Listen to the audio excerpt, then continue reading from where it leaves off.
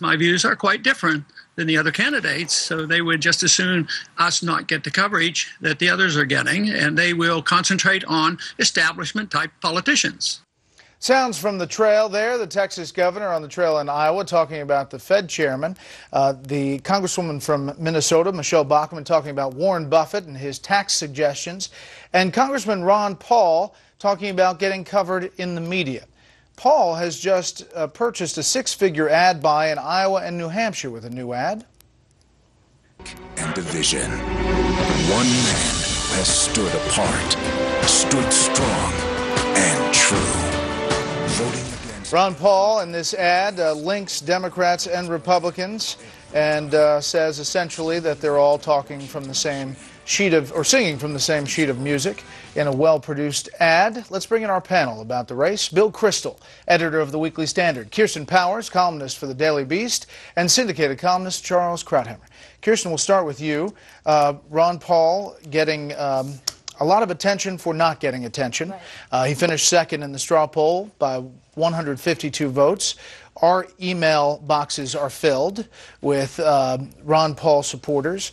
And obviously, he was on the channel today saying that he deserves attention. Well, yeah, I think anybody who does anything on TV hears from the Ron Paul people a lot, including myself. And their complaint is that the media is biased against him, that they don't take him seriously. I can say as a commentator, I think commentators look at it and they say, look, the reason he didn't get attention in Iowa is because we can look at it and say this isn't somebody who's going to make it out of a Republican primary because of the views that he takes on foreign policy, for example, are just not going to go over well with Republican voters.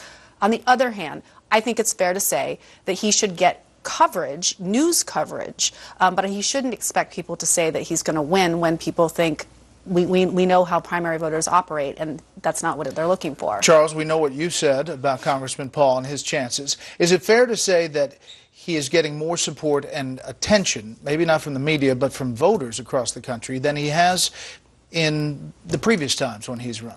Yes, I think it's true, and I think libertarianism, which is his philosophy, is behind a lot of the what happened in November of last year, the rise of the Tea Party, for example, and it's a very strong element in American conservative thought. But it is, in many ways, it's sort of oppositionist. It's a terrific critique of mainstream Republican or conservative thought. It reins it in. It tries to keep it from straying into too much support of the big government, etc. But as a governing philosophy, I say this over again, and every time I say it, I get a bucket full of email.